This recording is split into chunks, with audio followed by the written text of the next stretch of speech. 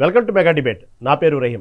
Telangana municipal ఎన్నికల ఫలితాలు చూశారు కదా. ఉదయం నుంచి గంట గంటకు ఉత్కంఠభరిత వాతావరణమైన ఫలితాలను ఎదురు చూశారు. కానీ వారు మాత్రం వన్ సైడ్ అయినట్టుంది. ఎందుకంటే కాంగ్రెసే ఇప్పటికీ ప్రస్తుతం ఇంకా పూర్తి ఫలితాలు రాకపోయినప్పటికీ కూడా కాంగ్రెస్ మాత్రం తన సత్తా చాటుకుంటూ తన హవా అయితే కొనసాగిస్తూ ఉంది.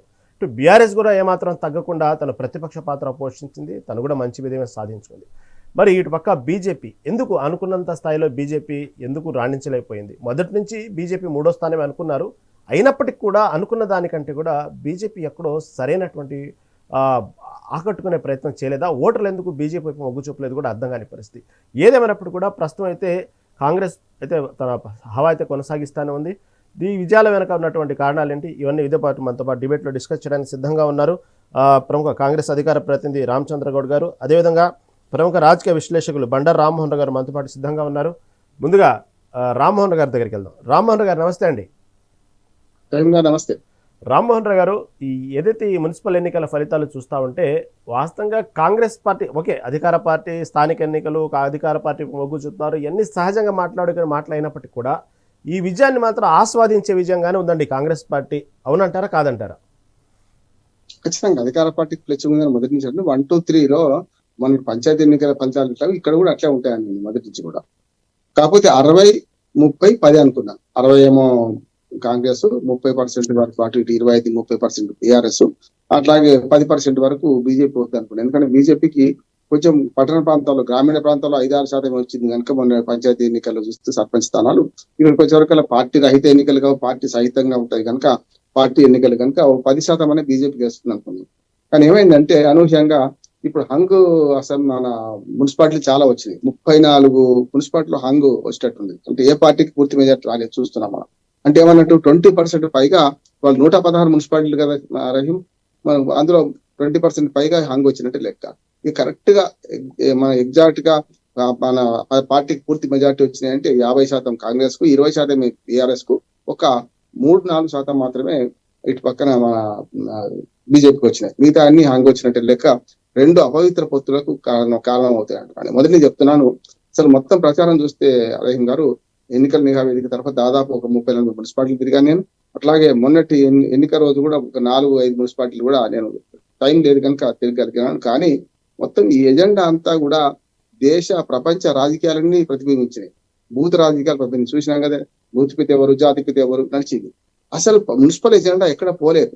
కనుక ఏమైందంటే ప్రజలు ఏమనుకున్నారంటే అధికార పార్టీ మనకు ప్రతిపక్ష పార్టీ రెండింటి మధ్యలో పోటీ చూశారు. బీజేపీ ఊసుకు లేకుండా పోయింది అంటున్నాను. ఎందుకంటే నిజంగా మన పంచాయతీ ఎన్నికలు 5% అన్న పార్టీ రహిత ఎన్నికలైనా సరే వచ్చినాయి. కానీ ఇక్కడికి వచ్చే కల్లా ప్రభావం పెద్దగా చూపించలేదు. 8 మంది బీజేపీ ఎంపీలు ఉండి కూడా చూపించే కారణం ఏంటంటే ఈ లోకల్ ఎలక్షన్స్ కదా. అధికార పార్టీ ప్రతిపక్ష పార్టీ రెండు, ఒక రాష్ట్ర పార్టీ ఒక జాతీయ పార్టీ అయినా సరే వీటి మధ్యన పోటీ. కానీ ఇప్పుడు మోడీ ఇక్కడికి వచ్చి ఏం చేయగలుగుతాడు అనే మాట ఒకటి వచ్చింది. అందుకని ఏమంటే అధికార పాలనలో కాంగ్రెస్ పార్టీ ఉంది, మంచి ప్రతిపక్షంగా గట్టిగా పోరాడే బీఆర్ఎస్ ఉంది. ఈ రెండింటి మధ్యన పోటీ చూశాను నేను. ఒకటి ఎజెండా విషయంలో, మేనిఫెస్టో విషయంలో కూడా స్థానిక ఎజెండా ఎక్కడా లేకుండా పోయింది. బీజేపీ తనదైన రీతిలో అవినీతి రహిత పాలన అందిస్తాం అట్లా ఇట్లా అని పెట్టినా కూడా వాటిని ఎవరు నమ్మలేదు.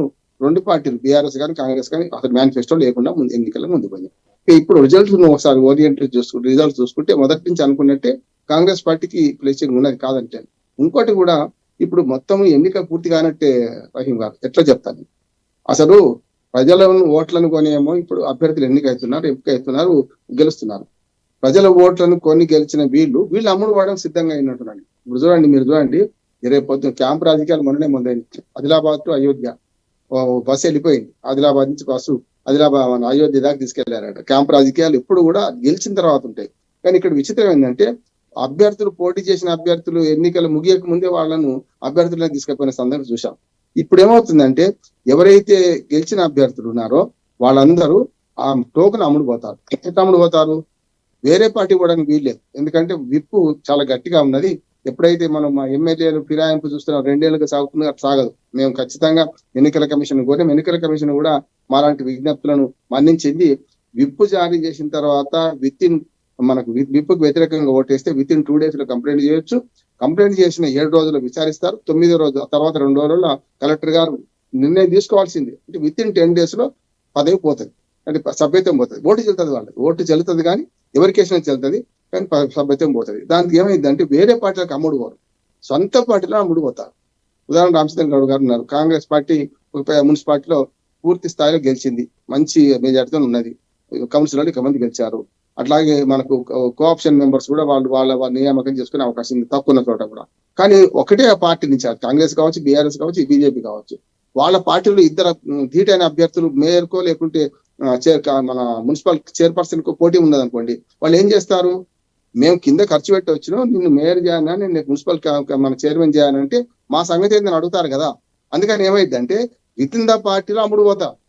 అంటే ఇప్పుడు సమస్య లేదు, కింద స్థాయిలో మనకు హోల్సేల్ మన రిటైల్ గా కొనుక్కున్నారు ఓట్లను, వీళ్ళు గెలిచి వీళ్ళు ప్రజల దాన్ని అమ్ముకునే ప్రయత్నం చేస్తారు ఒకటి.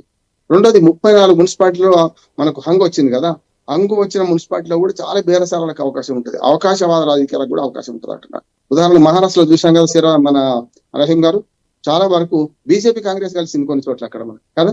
అంటే ఎన్డీఏ కూటమా లేదు, అన్ని కూటములు కలిసినాయి, అన్ని సర్వ కూటములు కలిసినాయి అక్కడ. ఇక్కడ కూడా ఏమంటున్నాను, ఈ 34 హంగు వచ్చే మున్సిపాలిటీలలో చాలా జిమ్మికులు జరుగుతాయి. అందుకని అసలైన రంజైన ముందుంది ముసళ్ళ పండుగ అంటాం కదా, 16వ తారీఖు లోపల జరిగే అవకాశం ఎక్కువ ఉంది అంటున్నాను నేను. ఏదైనా సరే మనం అనుకున్నట్టే 1, 2, 3లో ఉన్నారు, కానీ 1 కు 2 కు చాలా డిఫరెన్స్ ఉన్నది. 1 50% పైగా క్లియర్ మెజార్టీతో గెలిస్తే కాంగ్రెస్ పార్టీ, 2కి వచ్చే వరకు 20% దాటలేదు క్లియర్ మెజార్టీ, 3కి వచ్చే వరకు అలా 5% కూడా దాటలేదు క్లియర్ మెజార్టీ. అంటే దాన్ని బట్టి అర్థం చేసుకోవచ్చు ప్రజలు ఏం చేశారంటే ఎవరిని ఎక్కడ ఉంచాలో అక్కడే ఉంచారు, ఏ స్థానం ఎవరికి ఇవ్వాలని వాళ్ళకి అందించారు. దానికి కారణాలు కూడా అధికార పార్టీకి ఎప్పుడు కూడా స్థానిక ప్రభుత్వాలు ఏడ్చుంటాయి. మేము గతంలో ఇప్పుడు బీఆర్ఎస్ వాళ్ళు ఏమంటున్నారంటే కింద పడ్డ పంచాయతీ మీద పడ్డ పంచాయతీ అంటున్నారు, కరెక్ట్ కాదంటున్నాను. మేము 90% గెలుచుకున్నప్పుడు ఇప్పుడు కాంగ్రెస్ పార్టీ 60, 70 అంటున్నారు కదా. అంటే మీరు అక్రమాలు చేసిన వాళ్ళని కూడా చేయమంటున్నారా? ఆనాడు కూడా ఎప్పుడైనా నన్ను ఏమంటున్నా అంటే ఆనాడు కూడా మీరు అనేక రకాల అవకాశవాదాలు అనుభవించే చేసుకొచ్చారు. ఇప్పుడు ప్రజాస్వామ్యపరంగా పోతుంది అంటే మాకు సీట్లు వచ్చినాయని సంతోషపడతారు, వాళ్ళకి రావని ఏడుస్తారా అంటున్నారు. నేను ఎప్పుడు కూడా మన బలాల మీద ఆధారపడదాం, ఎదుటి వారి బలహీనతను వద్దు. కాంగ్రెస్ పార్టీకి తక్కువ వచ్చినాయని మీరు ఎద్దేవా చేయాల్సిన అవసరం లేదు, మీకు బాగా వచ్చినాయని సంతోషపడరాదు. అంటే ఇది పాజిటివ్ గా చూస్తే లేదు, వీళ్ళు నెగిటివ్ గా పోతున్నారు. అందుకని నేను ఏమంటున్నానంటే రాష్ట్ర ప్రజలు కూడా 2023 నుంచే బీఆర్ఎస్ పార్టీకి బుద్ధి చెప్తూనే ఉన్నారు, 1-2 సార్లు చెప్తున్నారు. ఎందుకు? ఫస్ట్ బీఆర్ఎస్ పార్టీకి షాక్ ఇచ్చింది ఏంది, మీరు అవినీతిని సహించడం మిమ్మల్ని మొదటి 5 ఏళ్ళు క్షమించడం, రెండోసారి మంచి అధికారం ఇచ్చినాం, మూడోసారికి వచ్చిన అవినీతితో పాటు అహంకారం ఎక్కువైంది మీకు, కానీ ఎక్కడ పెట్టానో అక్కడ పెట్టి కరుగాచి కావతే పెట్టినాం. అప్పుడైనా బుద్ధి రాకుండా ఇప్పటికి కూడా ఇంకా అధికారంలో ఉన్నట్టు ప్రవర్తించుకుంటూ చేయడం వల్ల ఒకటి. మొన్న పంచాయతీ ఎన్నికల్లో ఆడలేక మధ్యలో కూడా అన్నట్టు రకరకాల ప్రచారం చేస్తారు, వాళ్ళు 60% గెలుచుకున్నాం అంటే 60-90 ఎందుకు గెలవలేదంటారు ఏది పంచాయతీలలో. ఇప్పుడు కూడా అదే మాట అంటుంటే ఏమన్నట్టు 90 గెలిస్తే మరి వాళ్ళు అరాచకాలు చేసి మిమ్మల్ని అందరు చంపేసి వాళ్ళు గెలిస్తే మంచిదేనా? ప్రజాస్వామ్యం ఉన్నట్టు కాదు కదా. ప్రతిపక్షానికి కూడా స్థానం ఇచ్చారు, ప్రజలను అవమానించకండి, ప్రజల తీర్పు బాగున్నది, మంచి వచ్చేటో మీరు 2వ స్థానంలో ఉన్నారు, గట్టి పోటీ ఇస్తున్నారు, దాన్ని గమనించండి అంటున్నాను నేను. అందుకనే మున్సిపల్ వార్డులు ఒక ఎత్తు అయితే, రేపు మున్సిపల్లో అసలైన ఏమంటారు మన అవుట్పుట్ అంటాం, దాన్ని నిజమైన అవుట్పుట్ ఎప్పుడు వస్తుంది? ఈ కౌన్సిలర్తో రాదు, కౌన్సిలర్ అందరూ కార్పొరేటర్లు గెలుస్తారు. కానీ ఎన్ని మున్సిపాలిటీలు కాంగ్రెస్ వశమైనవి, ఎన్ని మున్సిపాలిటీలు బీఆర్ఎస్ వశమైనవి, ఎన్ని మున్సిపాలిటీ చైర్పర్సన్ చెప్తున్నా, చైర్పర్సన్స్ గెలిచింది లెక్కకు వస్తుంది. ఇప్పుడు ఇది సారం అక్కడ. ఇప్పుడు మనము మజ్జిగని చిరికినాం, వెన్న వచ్చింది, వెన్న కాస్తే నెయ్యి అవుతుంది. కాసుడు ఏంది అంటే రేపు పొద్దున మన ఏదైతే మన మున్సిపల్ చైర్పర్సన్స్ ఎవరు ఎన్నిక అవుతారో వాళ్ళే కదా. రేపు ఏ మున్సిపాలిటీ ఎవరికి పోయిందని ఎట్లా చెప్తారు? ఎంతమంది కౌన్సిలర్లు గెలిచినని కాదు, ఆ మున్సిపాలిటీ చైర్మన్ ఎవరైనా తెలుస్తుంది. కనుక మున్సిపల్ చైర్పర్సన్స్ మనకు కార్పొరేషన్ మేయర్లు, ఈ రెండింటిని బట్టే ఏ మున్సిపాలిటీ ఏ కార్పొరేషన్ ఎవరి చేతిలోకి పోయింది, ఏ పార్టీ చేతిలోకి పోయింది అని ఉంటది. కనుక అక్కడ దాకా ఆగండి దయచేసి. ఈ మొత్తం మీద ఈ 2 రోజులు చాలా మాయా మచ్చింద్ర సినిమా కనపడుతుంటది. పెద్ద ఎత్తున క్యాంపులు, పెద్ద ఎత్తున డబ్బులు కూడా అంటున్నాను. ఒకవేళ అసెంబ్లీ ఎన్నికలు అంత డబ్బులు ఖర్చు పెట్టారు. ఎంత మన రహీం గారు, కేవలం 40 లక్షల మందే ఓట్లు వేసిండ్రు, అసలు ఓటర్లే 53 లక్షల మంది. ఇప్పుడు మొత్తం మున్సిపల్ ఎన్నికల్లో అన్ని 7 కార్పొరేషన్లు అట్లాగే 116 మున్సిపాలిటీలు కలిసి అంత కలిసి 53 లక్షల ఓటర్లు. ఈ 52.5 లక్షల ఓటర్లలో 40 లక్షలే పోలేని. ఈ 40 లక్షల ఓట్లలో ఇంత జిమ్మిక్కులు జరుగుతున్నాయంటే అర్థం చేసుకోవచ్చు. ఇంకా జడ్పీటీసీ, ఎంపీటీసీ ఎన్నికలు పూర్తి కాలేదు, వాటిలలో 1,61 లక్షల మంది ఓటర్లు ఉంటారు. కనుక నేను ఒక్కటే కోరుతున్నాను ఏంటంటే, మంచో చెడ్డో ప్రజలు 1, 2, 3లో నిర్ణయించారు. 1లో 60% ఉంటే కాంగ్రెస్ పార్టీ, 2లో 30%, అందులో సగం కౌన్సిలర్లు లెక్క చూసుకున్న బీఆర్ఎస్ ఉంటుంది, 3వ స్థానంలో బీజేపీ పడిపోయింది. కనుక ఈ ఎన్నికలను స్థానిక ఎన్నికలుగా చూడండి దయచేసి. రాష్ట్రము, దేశము, ప్రపంచం చూడకండి. నా ఉద్దేశం ఈ ఎన్నికల ఫలితాన్ని బట్టి రేపు వచ్చే అసెంబ్లీ ఎన్నికల ఫలితాలు కూడా ఇట్లా ఉంటాయని అనుకోవద్దు. దాని దారి దీని దారి దీనిదే. అంతేందుకు 90% మున్సిపాలిటీ అన్ని రకాల స్థానిక ప్రభుత్వాలకు గతంలో టీఆర్ఎస్ గెలిచింది కదా, 2020లో 19 20 గెలిచింది కదా, పంచాయతీ సర్పంచ్ నుంచి ముందు అని. మరి 2023 ఎందుకు ఓడిపోయినట్టు? అందుకనే ఏ ఎన్నిక ఆ ఎన్నిక ఉంటుంది, ఒక ఎన్నిక ఇంకో ప్రత్యేకమే కాదు, ఏ ఎన్నికకు సంబంధం లేదు ఉండదు అంటున్నా నేను. ఇప్పుడు దీన్ని బట్టి రేపు పొద్దున మళ్ళీ కాంగ్రెస్ పార్టీ వస్తుందా, ఇంకో 10 ఏళ్ళు ఉంటుందా అంటే అది పిచ్చితనం అవుతుంది. ఈ ఎన్నికలు చూడండి, రేపు జెడ్పీటీసీ ఎంపీటీసీ ఎన్నికలు కూడా ఇంకో రకంగా ఉంటాయి. గ్రామీణ ప్రజలు ఎక్కువ మంది ఉంటారు కనుక రైతు బంధు వేస్తామని రేవంత్ రెడ్డి గారు వట్టిగా ఆశామాషి గంటలేడు. ఇప్పుడు రైతు బంధు వేయకపోయినా మున్సిపాలిటీలో ఓట్లేసాం, కానీ రేపు రైతు బంధు రైతు భరోసా వేయకపోతే మనకు గ్రామాలలో పుట్టగతులు ఉండవంటున్నాను నేను. కనుక హామీలు అమలు చేయాల్సి వస్తుంది. కనుక ఈ ఎన్నికల మొత్తం సారం చూసుకుంటే ప్రజలు మంచి తీర్పే ఇచ్చిన నేను. రైట్ రామ్మోహన్ గారు, మళ్ళీ మీ దగ్గరకు వస్తానండి. ప్రస్తుతం కాంగ్రెస్ అధికార ప్రతినిధి రామచంద్ర గౌడ్ గారి దగ్గరికి వెళ్దాం. నమస్తే అండి రామచంద్ర గారు. నమస్కారం అండి, అందరికీ నమస్కారం. రామచంద్ర గారు, ఉత్సాహం ఉల్లాసం అత్యుత్సాహంగా ఉన్నట్టున్నారు. ఏమైనప్పటికీ కూడా అనుకున్న దానికంటే కూడా ఎక్కువగా ఫలితాలు వచ్చినట్టు కనబడతా ఉన్నాయి. ఇంకా రిజల్ట్స్ ఫైనల్ కాకపోయినప్పటికీ కూడా దాదాపుగా మంచి దూసుకుని పోతా ఉన్నారు. ప్రస్తుతం చూస్తూ ఉంటే ఈ గెలుపు ఎలా అనిపిస్తుంది? దేన్ని బట్టి ఈ గెలుపు వచ్చిందని మీరు అనుకుంటున్నారు? ఏమంటారు?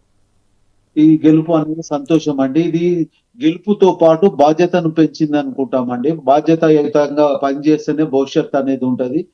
గతంలో పార్టీలు ఏవి వచ్చినా గానీ ప్రజలతో మమేకమే, ప్రజలకు దగ్గర సంబంధాలుండి ప్రజలకున్న సంబంధించిన మౌలిక వసతులు అనుకోండి, వాళ్ళతోని కష్ట నష్టాలలో ప్రతి దాంట్లో కలిసి ఉంటేనే భవిష్యత్తు ఉంటదండి. లేకుంటే భవిష్యత్ అనేది ఉండదు. ఈ రోజు కూడా కాంగ్రెస్ పార్టీకి వచ్చిన ఏ పర్సంటేజ్ అయినా 60% అయినా 70% అయినా కానీ నాయకులది, కార్యకర్తలది, ఇప్పుడున్న ఎమ్మెల్యేలది, మంత్రులది, సీఎంది కూడా వీళ్ళు బాధ్యతాయుతంగా కార్యకర్తలకు మరియు ప్రజలకు తో కలిసి ఉంటున్నారు. ఆ కలిసిన సంబంధంతోనే వస్తున్నారు. ఈ రోజులలో ఇంతకు ముందు మనం మాట్లాడుకున్నట్టు ఏం జరుగుతుందంటే ఫైనాన్స్ అండ్ అంటే డబ్బు అధికారం ఒక దిక్కు వచ్చే రకంగా ప్రయత్నాలు జరుగుతున్నాయి. ఏది జరిగినా కాంగ్రెస్ పార్టీకి అనుకూలంగా బాధ్యతాయుతంగా తీసుకురావడం జరిగింది. ఇప్పుడు వచ్చిన 65-70 సీట్లతో పాటు అంగగా వచ్చిన 35లో కూడా ఇప్పుడు మా దృష్టిలో కొన్ని ఉన్నాయి. దాంట్లో 15% అంటే మా దాంట్లోకి వెళ్ళి అంటే టికెట్ రాకుండా రెబల్ గా నిలబడ్డ వాళ్ళు ఉన్నారు. దాంట్లో కూడా సుమారుగా 35లో తక్కువ 15 నుంచి 20 50% అబోవ్ మాత్రం కాంగ్రెస్ ఉంటుంది. దాంట్లో ఎలాంటి డోకా లేదు. ఎందుకంటే కాంగ్రెస్ నుంచి టికెట్ రాకుండా బయటకు పోయి వాళ్ళు ఇండిపెండెంట్ గా వేసుకోవడం జరిగింది. వేరే మామూలు చిన్న పార్టీలతో కలుసుకున్నారు. దీంట్లో ముఖ్యంగా బీఆర్ఎస్ కు తక్కువనే ఉంది, అదే రకంగా బీజేపీ కూడా తక్కువనే ఉంది. బీజేపీ వాళ్ళు కూడా లోకల్లో మొన్న బీజేపీ వాళ్ళకు మైనస్ కావడానికి కూడా సమస్య ఏమొచ్చిందంటే ప్రతి ఒక్కరు కూడా మాట్లాడడం జరిగింది. మొన్న కేంద్ర బడ్జెట్ లో తెలంగాణకు ఎలాంటి నిధులు ఇవ్వలేదు, మన తెలంగాణ ప్రాంతాన్ని సరిగా చూడలేదు, వేరే రాష్ట్రాలకు ఒక రకంగా ఉంది, మన రాష్ట్రానికి ఒక రకంగా ఉందని ఉద్దేశంలో బీజేపీ వాళ్లకు ఇక్కడ మనగడ లేకుండా పర్సంటేజ్ తగ్గించడానికి కారణం అది కూడా కావచ్చు. అదే రకంగా బీజేపీ కూడా సెంట్రల్ లో ఇప్పుడు కాదు ఎంపీ ఎలక్షన్ లో చూద్దామనే ఒక చూపు అంటే ఒక ఆలోచనతో కూడా అది కూడా కావచ్చు. ఇంకోటి బీఆర్ఎస్ గురించి మాట్లాడాలనుకుంటే బీఆర్ఎస్ లో కొద్దిగా నాయకత్వ లోపం కూడా కొద్దిగా తగ్గింది. అధికారంలో ఉన్న రోజులు వాళ్ళు అన్ని రకాలుగా ఎంజాయ్ చేసి అందరు ఉన్నారు. కానీ అంటే నేను ఓపెన్ గా చెప్తున్నాను, మీరు ఏమనుకో ఏ పార్టీలో ఉన్నా ఇప్పుడు నేను గమనించేది ఏంటంటే కొంతమంది మళ్ళా ఎక్కడ ఉంటే అక్కడ పోతారు. మీరు ఏమనుకోవద్దు. ఏమైతుందంటే అధికార పార్టీల్లో వలసలు ఎక్కువ వచ్చాయి.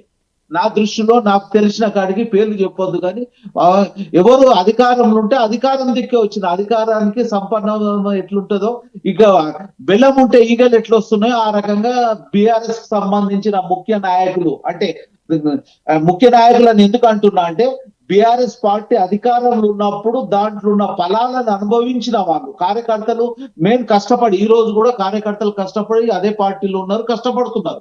కానీ ముఖ్య నాయకులు అంటే మలాయ్ అంటే మీద మీగడ లాంటి పాలల్లో మీగడ ఉన్న మలాయిని తిన్న తర్వాత అక్కడ తిని ఎంజాయ్ చేసుకున్నారు. అధికారంలో ఉన్నప్పుడు పూర్తి ఎంజాయ్ చేసుకుని మళ్ళీ ఇప్పుడు కాంగ్రెస్ అధికార పార్టీలో వచ్చి మళ్ళీ వాళ్ళు కూడా అన్ని రకాలుగా అంగ బలాలతోని ఆర్థిక బలాలతోని ఈ ఓట్లను మలిపే ప్రయత్నం చేస్తున్నారు. ఒకటి మాత్రం చెప్పగలుగుతాము, 2023లో కాంగ్రెస్ కున్న బలం కంటే ఈ రోజు ఇంకా 10 to 20% పెరిగింది. ఆ రోజు నా దృష్టిలో 36 to 39% ఓట్లు వచ్చినాయి. ఈ రోజు రావడానికి కారణం ఒకటి అధికారం ఉందని పరిగెత్తే గుర్రం దిక్కే పరిగెత్తే దానికే ఎవరైనా పందెం కాస్తారు అన్నట్టు పరిగెత్తే గుర్రం దిక్కే అందరు వస్తున్నారు, నాయకులైనా వస్తున్నారు. బీఆర్ఎస్ అంటే నా దృష్టిలో బీఆర్ఎస్ పార్టీ నుంచి వచ్చిర్రు, బీజేపీ పార్టీ నుంచి వచ్చిర్రు.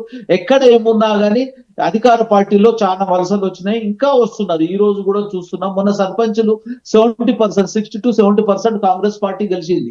తర్వాత వచ్చిన తర్వాత 10 to 20%. ఇప్పుడు ఒక మండల్ గురించి చెప్తానండి. మండల్లో 16 మందిలో 4 అంటే బీఆర్ఎస్ పార్టీ నుంచి గెలిచిన వాళ్ళు కూడా మళ్ళీ కాంగ్రెస్ లోకి వచ్చారు. అంటే ఎట్లున్నదంటే ప్రతి ఒక్కరికి కూడా ఓపికలు లేవు. అధికార పార్టీ దిక్కు రావాలనే ఆలోచనతో ఉన్నారు, అధికార పార్టీలో ఉన్నారు. మా బాధ్యత మాత్రము ఎంత అధికారం ఉన్నా ఏది ఉన్నా బాధ్యతాయుతంగా ప్రజలకు సేవ చేసుట్లో మేము ఉంటాము. దాంట్లో కాంగ్రెస్ నాయకులు కార్యకర్తలు ముందుంటారు. ఎందుకంటే మేము అధికారం లేనప్పుడు బాగా కష్టపడ్డాము, ఇప్పుడు అధికారం ఉన్నప్పుడు కూడా మేము మాకంటే ఎక్కువ వలసవాదులదే ఎంజాయ్ చేస్తున్నారు. ఈ రోజు నేను ఓపెన్ గా చెప్తున్నాను. మొదటి నుంచి ఏ రకంగా కార్యకర్తలు ఉన్నామో అంతకంటే వలసవాదులు వేరే పార్టీ నుంచి వచ్చిన వాళ్ళే ఎంజాయ్ చేస్తున్నారు, సంతోషంగా ఉన్నారు. మేము కూడా ఇంకా మాకేం సంతోషం ఉందంటే కాంగ్రెస్ పార్టీని అధికారంలో తీసుకొచ్చాము. ఇప్పుడు కాకుండా భవిష్యత్తులో మాకుంటది, ఇంకా ఉంటుంది. ఏ రకంగా ఆలోచన చేసినా ఏది చేసినా గానీ కాంగ్రెస్ పార్టీ ఈ బీఆర్ఎస్ బీజేపీ కంటే బలంగా తయారైతుంది. వచ్చే ఎలక్షన్ల వరకు ఖచ్చితంగా ఇంకా బలంగా ఉంటుందని నేను ఆశిస్తున్నాను. ఈ రోజు కాంగ్రెస్ పార్టీ పరంగా నేను మాట్లాడుతున్నా ఏంటంటే ఇది మాకు గెలుపును బాధ్యతను పెంచింది. ఆ బాధ్యతాయుతంగా ఇంకా పనులు చేసి మేము ఆర్థికంగా ఇబ్బందుల పరిస్థితుల్లో ఉన్నా ఏ పరిస్థితుల్లో ఉన్నా ప్రజలకు ఇచ్చిన మాటను నిలబెట్టుకొని వచ్చే ఎలక్షన్ల వరకు ఖచ్చితంగా ప్రతి మాటను నిలబెట్టుకొని ప్రజలకు మాకు ఏది అంటే మా రెవెన్యూ ఏది వస్తుంది, ఖర్చు ఏది చేస్తున్నాం, ముఖ్యంగా దేని ఖర్చు పెట్టాలని ప్రజల అభిప్రాయాన్ని తీసుకొని ప్రజలకు సంబంధించింది ప్రజలే మాకు దేవుళ్ళు. ప్రజలకు సంబంధించిన ప్రతి కార్యక్రమాన్ని చేసుకొని భవిష్యత్తులో 2028 రాని 29 రాని కాంగ్రెస్ బలంగా తయారైతుంది. ఇంతకు ముందు జరిగిన 2020లో మున్సిపల్ ఎలక్షన్ లో బీఆర్ఎస్ పార్టీ ఎన్ని వచ్చినా తర్వాత వాళ్ళు ఏంటంటే గెలుపుతోని వాళ్ళు విరవీగి అంటే వాళ్ళు ఓవర్ కాన్ఫిడెన్స్ తోని ఇబ్బంది పడ్డారు. మేము ఆ రకంగా కాదు, ఓవర్ కాన్ఫిడెన్స్ కాదు, ఇప్పటి నుంచే జాగ్రత్తగా ఆచి తూచి అడుగులు వేసుకుంటా భవిష్యత్తులో 2029 ఎలక్షన్ దృష్టిలో పెట్టుకొని బాధ్యతాయుతంగా పనిచేసుకుంటూ భవిష్యత్ ఎలక్షన్ లో ఖచ్చితంగా కాంగ్రెస్ పార్టీ రావడానికి ఆస్కారం ఉంది, ఖచ్చితంగా వస్తాం. ఇంకోటి ప్రతిపక్షాలు అనేది మితంగా వీళ్ళు ఆలోచన చేయాలి. ఓవర్ గా మాట్లాడి మీరు 6 నెలల్లో పోతారు ఇప్పుడు పోతారు అనేది కొద్దిగా ఇబ్బందికరంగా మాట్లాడుతున్నారు. అది సమస్య లేదు. 3 సంవత్సరాలు ఖచ్చితంగా కాంగ్రెస్ పార్టీ అన్ని కార్యక్రమాలు చేయడానికి ముందుంటది, తర్వాత కూడా ఉంటది. ప్రతి విషయంలో మేము ప్రజలకు సంబంధించిన ప్రజలే మాకు దేవుళ్ళు, ప్రజలకు సంబంధించిన ప్రతి కార్యక్రమాన్ని మేము నెరవేర్చే ప్రయత్నం చేస్తాము. వాళ్ళకి ఇచ్చిన మాటను ఖచ్చితంగా నెరవేర్చుకుంటామండి. రైట్ రామచంద్ర గారు. Okay right. ఇప్పుడే జాయిన్ అయ్యారు బీఆర్ఎస్ అధికార ప్రతినిధి శ్రీహరి యాదవ్ గారు. శ్రీహరి యాదవ్ గారు నమస్తే అండి. నమస్తే. మెగా 9 ప్రేక్షకులకు, నాతో పాటు పాల్గొంటున్నటువంటి మేధావి విశ్లేషకులు బండారు రామ్మోహన్ గారికి, అదేవిధంగా ఇప్పటిదాకా మాట్లాడిన మా రామచంద్రకు అందరికి, ప్రధానంగా మెగా 9 ప్రేక్షకులకు అన్న గుడ్ ఈవినింగ్ అన్న. రైట్ శ్రీహరి గారు, చూసారు కదా ఫలితాలు. తెలంగాణలో అధికార పార్టీ ఎన్ని రకాలుగా తన అధికారాన్ని దుర్వినియోగం చేసి డబ్బు ద్వారా అధికార బలం ద్వారా ఎన్ని ప్రయోగాలు చేసినా కూడా ప్రత్యామ్నాయం కాంగ్రెస్ కు ప్రత్యామ్నాయం బీఆర్ఎస్ఏ అని 700 వార్డులలో గెలిపించి పోలేనటువంటి పర్సంటేజ్ ఆఫ్ ఓట్లు చూస్తే కూడా కొద్ది తేడాతోనే బీఆర్ఎస్ కు మాత్రమే కాంగ్రెస్ కు ప్రత్యామ్నాయం అని చెప్పి ఇవాళ తెలంగాణలోని మున్సిపల్ ఎన్నికల్లో సంబంధించినటువంటి మొత్తం ప్రజలు తిరిగినటువంటి బీఆర్ఎస్ కు ఓటేసినటువంటి ఓటర్లకి, బీఆర్ఎస్ కి అండగా నిలబడినటువంటి ప్రజలకి మెగా 9 ద్వారా మేము ధన్యవాదాలు తెలియజేస్తూ కృతజ్ఞతలు తెలియజేస్తూ, ఇప్పటికీ ప్రత్యామ్నాయం అంటే కాంగ్రెస్ బీజేపీ రెండు ఏం కోరుకున్నాయంటే మేము ఇద్దరమే కొట్లాడుకోవాలి, ఫీల్డ్ లో మేము ఇద్దరమే ఉండాలి, బీఆర్ఎస్ ఫీల్డ్ లో లేకుండా వేయాలని చూసిరన్నాం. ఎన్ని రకాల వాళ్ళు ఎన్ని ఎత్తులు పై ఎత్తులు వేసినా కూడా ఖచ్చితంగా బీఆర్ఎస్ మాత్రమే ప్రత్యామ్నాయం, కాంగ్రెస్ కు ప్రత్యామ్నాయం బీఆర్ఎస్ మాత్రమే అనే విషయాన్ని మొన్న పార్లమెంట్ ఎన్నికలలో మీరు చూసిరు. మేము 0, వాళ్ళు 8+16 కావాలి కానీ 0 అయింది అభివృద్ధి విషయంలో. మొన్న వచ్చినటువంటి కేంద్ర ప్రభుత్వ బడ్జెట్ విషయంలో మీరు చూసిరు, తెలంగాణకు 0 చూపెట్టారు, వాళ్ళు గుండు 0 చూపెట్టారు. ఈ టైంలో తెలంగాణ పేరు మీద అస్తిత్వం, తెలంగాణకు సంబంధించి ప్రజల ఏకైక ప్రతినిధి, తెలంగాణ ప్రజలకు ఇంటి పార్టీ బీఆర్ఎస్ పార్టీ అనే విషయాన్ని ఇప్పుడు ప్రత్యామ్నాయంగా మొన్నటి గ్రామ పంచాయతీ ఎన్నికలలో అన్ని రకాలుగా అధికార పార్టీ సంబంధించినటువంటి వాటికి ఎదురుకాపులు ఎదుర్కొని నిలిచి చూపెట్టాం. ఇప్పుడు మున్సిపల్ ఎన్నికల్లో కూడా మేము 2వ స్థానంలో ఉండి మంచి గణనీయమైనటువంటి ఓట్లు సాధించి 700 పైచిలకు వార్డులలో గెలిచి ప్రత్యామ్నాయం తెలంగాణ ప్రజలకు ప్రత్యామ్నాయము బీఆర్ఎస్ పార్టీ అని రుజువు చేసినాం. ఈ ఓటర్లు రుజువు చేసినారు మరోసారి. అట్లే ఇంతకుముందు మా రామచంద్రరావు లాంటి సిన్సియర్లు కాంగ్రెస్ పార్టీ దొరకడం వాళ్ళ అదృష్టం అన్న. చాలా సిన్సియర్ చెప్పిండు బయటకు వెళ్ళి వచ్చినటువంటి వలస వచ్చిన వాళ్ళదే పెత్తనం ఉందని. వాళ్ళ ముఖ్యమంత్రి, వాళ్ళ పొంగులేటి, వాళ్ళందరూ కూడా వలస వచ్చాయి. జూపల్లి ఎంత వలస వచ్చాయి వాళ్ళ పెత్తనం చేస్తున్నారు. ఎలక్షన్ల తర్వాత వచ్చిన వాళ్ళు, ఎలక్షన్ల ముందు వచ్చిన వాళ్ళు మా వాళ్ళే అండి. ఎలక్షన్ల తర్వాత వచ్చిన వాళ్ళ గురించి మాట్లాడతాం. ఎలక్షన్ ముందు వచ్చిన వాళ్ళు కాంగ్రెస్ పార్టీ. నీలాంటి సిన్సియర్ వాళ్ళు ఉండడం కాంగ్రెస్ పార్టీ అదృష్టం అంటున్నా. నేను తప్పు పడతాను నిన్ను. లేదు, మేము ముందు వచ్చిన తర్వాత మాట్లాడే ప్రతి విషయాన్ని అధికార పార్టీకి ప్రజలు అండగా నిలబడ్డ విషయాన్ని కానీ, మీరు ఇప్పుడైతే ఏదైతే ఆర్థికంగా ఇబ్బందులు ఉన్నా కానీ రేపు భవిష్యత్తులో ప్రజలు ఖచ్చితంగా మేము కోరుకుంటున్నాం అదే. ప్రజలకు ఇచ్చినటువంటి హామీలు ఏదో కుంటి సాకులతోటో వేరే రకరకాల తప్పుడు గత ప్రభుత్వం మీద 10 ఏళ్ల ప్రభుత్వం మీద నిందేసుకుంటూ 26 నెలల కాలం గడిపారు. ఇంకా 34 నెలల కాలం ఉంది మీకు. ఇంకా 34 మేము మా ముఖ్యమంత్రి, మా మాజీ ముఖ్యమంత్రి, తెలంగాణ తొలి ముఖ్యమంత్రి, తెలంగాణ రాష్ట్ర సహాయకుడు కేసీఆర్ గారు పదే చెప్పారు 5 ఏళ్లు రేవంత్ రెడ్డి ముఖ్యమంత్రి ఉండాలి, కాంగ్రెస్ పార్టీ అధికారంలో ఉండాలి. మేము ఎక్కడ కూడా మేము శాపనార్థాలు పెడతలేమన్నా. మీ దిక్కు వచ్చేటోళ్ళు కొందరిని తిట్టినాక రాని మాది కానీ కడియం శ్రీయర్ లాంటి వాళ్ళని ఇటు దిక్కు మాట్లాడు. కడియం శ్రీయర్ మాట్లాడు 3 నెలల్లో పోతుంది, 6 నెలల్లో పోతుంది. అదే కడియం శ్రీయర్ మీ పక్క నుండి నేను బీఆర్ఎస్ పార్టీ అంటున్న వాళ్ళు ఎవరెవరు ఏ పార్టీ ఉన్నారో కూడా నైతికత ఇప్పటికీ ప్రకటిస్తలేదు వాళ్ళు. మేము పార్టీ బీఆర్ఎస్ అంటారు. మన మున్సిపల్ ఎన్నికలలో మీరు చూడండి రహీం భాయ్, మున్సిపల్ ఎన్నికలలో ఇవాళ వాళ్ళు మొన్న పార్టీకి సంబంధించినటువంటి పార్టీ ఫిరాయింపులకు సంబంధించి స్పీకర్ గారు పిలిపించినటువంటి నాయకులు ఏ ఒక్కరైనా సరే అక్కడ స్పీకర్ దగ్గర ఏం చెప్పారన్నా, మేమంతా బీఆర్ఎస్ పార్టీలో ఉన్నాం, మేము కాంగ్రెస్ పార్టీ కండువా కప్పుకోవాలి. ఇవాళ వాళ్ళు ఎవరెవరు ఏ పార్టీకి పనిచేసారన్నా మీకు అంటే బహిరంగంగా కండువాలు వేసుకొని కాంగ్రెస్ గుర్తుకు పనిచేసారు కదన్నా. ఇప్పుడు వాళ్ళందరూ కూడా అక్కడ కల్వకుంట్ల సంజయ్ కావచ్చు, ఇంకొక ఆయన కడియం శ్రీయర్ కావచ్చు, ఇంకా వాళ్ళందరి పేర్లు మీకే తెలుసు, పోచారం కావచ్చు, వీళ్ళు ఏ పార్టీకి పనిచేసారన్నా. కానీ నైతికత లేదు, కనీసం నైతికత లేని విషయం.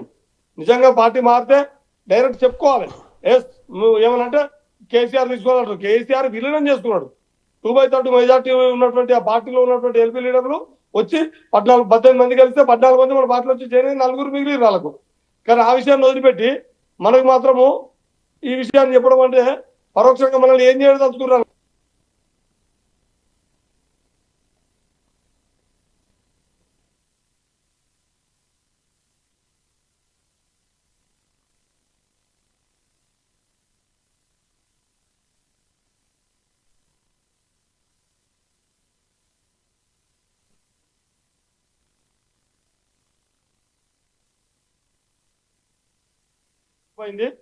కాబట్టి మనం ఏమంటున్నామంటే వాస్తవం తెలంగాణ ప్రజలు మున్సిపల్ ప్రజలు ఇచ్చినటువంటి రామ్మోహన్ గారు ఇప్పటిదాకా చెప్పారు. అట్లే మన రామచంద్రన్ అయినట్టుగా తెలంగాణ ప్రజలు కాంగ్రెస్ పార్టీ వైపు మొగ్గు చూపెట్టారు. కాంగ్రెస్ పార్టీ మీద ఇంకా కొన్ని భ్రమలు ఉన్నట్టున్నాయి వాళ్ళకి. ఇంకా అధికార పార్టీ కాబట్టి ఏమైనా చేస్తారని ఆశ ఉండొచ్చు. ఇప్పటిదాకా జరిగినటువంటి నష్టాన్ని కూడా అంటే ఇప్పటి వరకు వాళ్ళు 4,000 రూపాయలు ఇస్తున్న పింఛన్ ప్రకారం లెక్కేసుకుంటే 65,000 రూపాయలు ఒక అవ్వకు ఒక తాతకు బాకీ ఉన్నారు. ప్రతి మహిళకు 2,500 చొప్పున ఇవ్వాల్సిన దాని ప్రకారము బాకీ ఉన్నారు. ఇవన్నీ విషయాలు కూడా ఖచ్చితంగా బాకీని ప్రజలు వసూలు చేసుకోవడానికి సిద్ధంగా ఉన్నారు. అవి మభ్యపెట్టి మున్సిపల్ ఎన్నికల్లో అధికార పార్టీ వైపు కొంచెం మొగ్గు చూపితే అభివృద్ధి అవుతుందనే సహజం అన్న. ఇది స్థానిక సంస్థల ఎన్నికలలో అధికార పార్టీ వైపు మొగ్గు చూడడం అనేది అతి సాధారణమైనటువంటి రాజకీయ నిర్ణయం. ఇందులో కాంగ్రెస్ వైపు మొగ్గు చూపడానికి మేము రెండవ శ్రేణి కాదు, ఆల్టర్నేటివ్ మేమైన విషయాన్ని మాత్రం తెలంగాణ ప్రజలు ఈ సందర్భంగా ఎన్ని రకాలుగా మొత్తం పోలీసులని పెట్టుకొని డబ్బు, మద్యము, అధికార దర్పము, అధికార బలము ఎన్ని ప్రయోగాలు చేసినా కూడా ఇవాళ మేమే ఆల్టర్నేట్ తెలంగాణకు కాంగ్రెస్ కు ప్రత్యామ్నాయం బీఆర్ఎస్ అనే విషయాన్ని మాత్రం ఓట్ల ద్వారా రుజువు చేశారు. ఓటు పర్సంటేజ్ ఆఫ్ ఓట్లను కూడా కొన్ని 3% తేడా ఉన్నట్టుంది. 3% ఓట్ల తేడా పెద్ద విషయం కాదన్నా. మేము అసెంబ్లీ ఎన్నికలు అడగాలి అంటే ఇప్పటికీ అధికారం ఇంకా వాళ్ళకి ఇంకో 34 నెలలు ఉంది కాబట్టి ఇంకా కొంత ప్రజలకి ఆశ ఉన్నట్టుంది. మేము వాళ్ళ ఆశల్ని వాళ్ళ ఆకాంక్షలను గౌరవిస్తున్నాం. ఖచ్చితంగా మాకు ఇప్పుడు కూడా ప్రతిపక్ష పాత్రనే ఇచ్చారు. మొన్న ఎన్నికలలో అసెంబ్లీ ఎన్నికల్లో మాకు ప్రతిపక్ష పాత్ర ఇచ్చారు, పార్లమెంట్ ఎన్నికల్లో మాకు 0 ఇచ్చారు. కానీ ఇవాళ మళ్ళీ తిరిగి పార్లమెంట్ ఎన్నికలలో బీజేపీకి సగం ఛాన్స్ ఇచ్చారు. కానీ ఇప్పుడు 2వ స్థానం బీజేపీకి ఇవ్వలేదు అంటే అర్థం మమ్మల్ని తెలంగాణకు సంబంధించినటువంటి విషయంలో మమ్మల్ని మాత్రమే ప్రత్యామ్నాయంగా చూస్తున్నారు. కాబట్టి మేము ఖచ్చితంగా ఆ ప్రజలు మా మీద పెట్టుకున్న విశ్వాసము, ఆ గౌరవము, ఆ అభిమానం ఏతుందో దానిని గౌరవాన్ని నిలబెట్టుకుంటూ ఖచ్చితంగా అధికార కాంగ్రెస్ ఇచ్చినటువంటి హామీని 26 నెలలుగా ఏ హామీ ఎందుకు అమలు చేయలేదు, ఎందుకు అమలు చేస్తలేరు, ఇలా ప్రియారిటీస్ అవుట్ ఆఫ్ ప్రియారిటీస్లలో వీళ్ళు ఇచ్చిన హామీల మీద ప్రియారిటీ లేదన్న. మూసి పక్షాల విషయంలో కానీ, బనకచర్ల విషయంలో కానీ, మిగతా విషయాల్లో అంటే వాళ్ళకు ఆదాయ వనరుల మీద ఉన్న దృష్టి సింగరేణికి సంబంధించి ఇప్పుడు మీరు చూసారు 26 నెలలలో 26 స్కాములు బయటకు వచ్చినాయి అన్న. సరే ప్రజలలో మేము దాన్ని తీసుకుపోవడంలో కొంత వైఫల్యం చెందినట్టున్నాం, పూర్తి స్థాయిలో ప్రజలను కన్విన్స్ చేయడంలో కానీ మిగతా విషయాల్లో కానీ. ఇలా బొగ్గు విషయంలో చూసుకుంటే మీరు మొన్న చూసారు, టెండర్ వేసారు, రద్దు చేసారు. ఇట్లా చాలా విషయాలలో, ఎన్ని విషయాలలో ముందుకు వచ్చి వెనకపోతారు. 2 అడుగులు ముందుకు, ఒక అడుగు వెనక్కి, 2 అడుగులు ముందుకు, ఒక అడుగు వెనక్కి ఉన్నారు. కానీ అసలు ఓవరాల్ గా చూసుకుంటే ఓకే శ్రీహరి గారు, ఓకే శ్రీహరి గారు, మేము నమ్ముతున్నాము, మేము విశ్వసిస్తున్నాము. తెలంగాణ ప్రజలు మనకు ప్రధాన ప్రతిపక్ష ఇప్పటికి కూడా 2వ స్థానం ఇచ్చారు, మేమే అని భావిస్తున్నారు. ఓకే శ్రీహరి గారు, ప్రధాన ప్రతిపక్ష పాత్ర పోషిస్తాం. మేము ఇప్పటికీ ఇంకా కాంగ్రెస్ చేసినటువంటి మోసాలని కానీ, స్కాములు కానీ, అమలు చేయాలని హామీలు కానీ మరింత ప్రజలకు తీసుకెళ్లి రేపు రానున్నటువంటి ఎంపీటీ ఎన్నికలు కానీ, రేపు రానున్నటువంటి అసెంబ్లీ ఎన్నికలలోపు కానీ ప్రజలు మాకు ఇచ్చిన ప్రచార ప్రతిపక్ష పాత్ర దాన్ని మేము కొనసాగిస్తాం. దాన్ని మేము అన్ని రకాల అయితే శ్రీహరి గారు, అయితే శ్రీహరి గారు, కౌంటింగ్ ముందు వాస్తవంగా కేటీఆర్ మాట్లాడిన మాటలను చూస్తే ఈ రోజు ఈ ఫలితాలు ఈ విధంగా వస్తాయని చెప్పి ఎక్స్పెక్ట్ కూడా చేయాలి. అంటే ఫలితాలు అంతే ఘోరంగా వచ్చినాయని అంటలేదు, కాదు ఇంకొంచెం బెటర్గా ఆలోచించినట్టుంది బీఆర్ఎస్ సంబంధించిన పార్టీ. అనుకున్నంత స్థాయిలో రాలేదనేది కొంత నిరుత్సాహం కనబడుతుంది. కాబట్టి ఓకే, బాగానే పోరాడారు, బాగానే గట్టిగానే నిలబడ్డారనే వార్తలు కూడా కొద్దిసేపటి క్రితం కేటీఆర్ చెప్పడం జరిగింది. ఓకే అండి, దాని గురించి మళ్ళీ మాట్లాడతాం అండి, అవకాశం ఇస్తాం, సమయం చాలా ఉంది. ఓకే, రామ్మోహన్ గారు, అసలు ఈ ఎన్నికల ఫలితాలు రాక ఒక రోజు ముందే ఢిల్లీలో సీఎం రేవంత్ రెడ్డి చెప్పిన మాటలు చూస్తే, ఒకసారి ఆయన వ్యాఖ్యలను ఒకసారి చూస్తే మనం తుగ్లక్ రోడ్లో మీడియా సమావేశంలో మాట్లాడే మాటలు, ఇక్కడ నేనే రాజు నేనే మంత్రి సంబంధించిన వ్యాఖ్యలు మాట్లాడుతూ భవిష్యత్తులో మళ్ళీ ఇంకో 10 ఏళ్ళు నేనే ముఖ్యమంత్రిగా ఉంటాను, ఒకవేళ జమిలీ ఎన్నికలు వస్తే 6 నెలలు కూడా నేనే కలిపి మొత్తం 10 సంవత్సరాల 6 నెలల వరకు నేనే ముఖ్యమంత్రిగా ఉంటాను, దీంట్లో ఎటువంటి అనుమానం లేదు, డోకా లేదని చెప్పిన వ్యాఖ్యలు. అంటే ఈ రిజల్ట్స్ రాకముందు, ఈ రిజల్ట్స్ వచ్చిన తర్వాత ఇంతగా భారీగా రేవంత్ రెడ్డిని ప్రజలు ఇంకా ఆదరించి ఇంకా గెలుపు తీరాలు తీసుకెళ్ళి ఇంతటి భారీ మెజార్టీ ఇచ్చిన తర్వాత ఇంకా భవిష్యత్తులో నిజంగానే ఇక రేవంత్ రెడ్డి కాకుండా ఆల్టర్నేషన్ అనే ఆలోచన లేకుండా చేశారని అనుకోవాలా, ఏమనుకోవాలి?